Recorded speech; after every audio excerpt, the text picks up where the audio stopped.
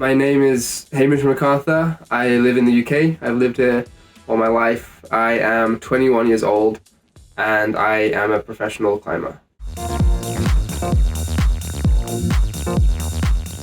We're here just because of the release of the new film Keep It Real with Arc'teryx, kind of just a film about the underground British training scene and all the culture in there, and kind of the new school take on that with, World Cup climbers like me and Jim and Max and Kieran and, just people kind of sticking to their roots.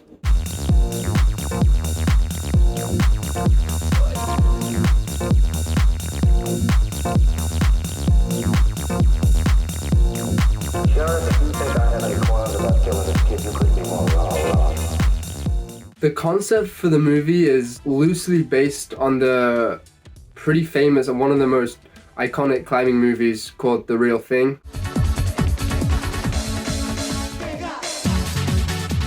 Story of Jerry and Ben climbing and training, and just it's so iconic in the way that it's done. It just really represents that kind of core British value of climbing. It's just the grottiness of the training venues and the kind of grit of the people and everything to do with that. I just love it.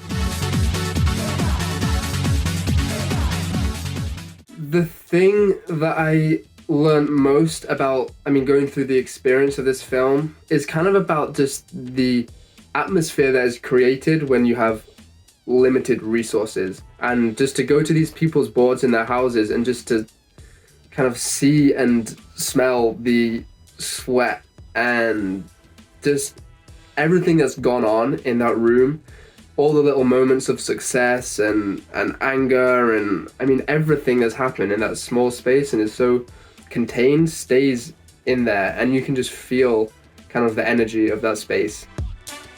The schoolroom, for example, is just so full of history. Like, you can see in the holds how much they've been used. You can just kind of feel that kind of collective passion in that room. It's very, very important for me to train with other people. It's also very important that I don't exclusively train with other people. There's definitely pros and cons. Like, with other people, you kind of ride waves of just excitement when someone does something.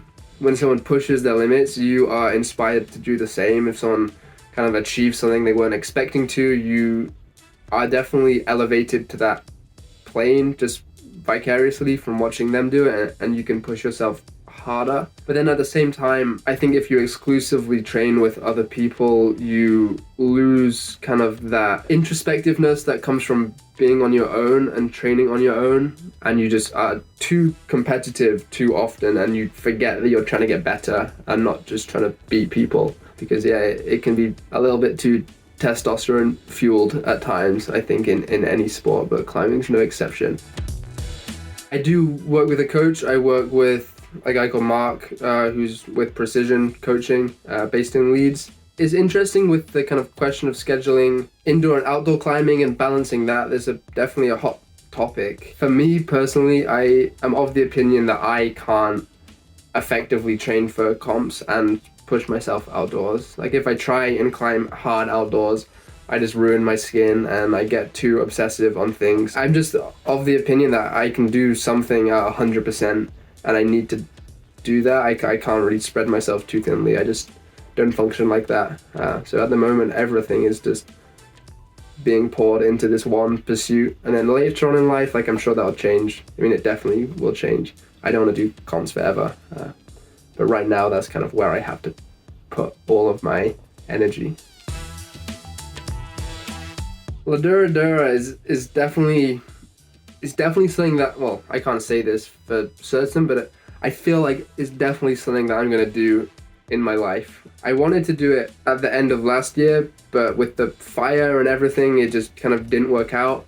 And then this year, it feels like it's just not going to make sense to go back and try anyway. And I've heard it needs rebolting, and there's a whole process with that. But yeah, I felt good on it. Within 3 weeks, I thought I was going to do it. I really did. Towards the end, I was like, okay, this is going to happen. I was battling with bad skin and wet holds, but I'll be back. I'll do it. It's just a matter of time. Thank you so much for watching this. I hope it gave you some insight into the behind the scenes of the process and what it all meant, and you can check it out on the Arc'teryx YouTube channel. Come on! Okay. Nice, like gangster.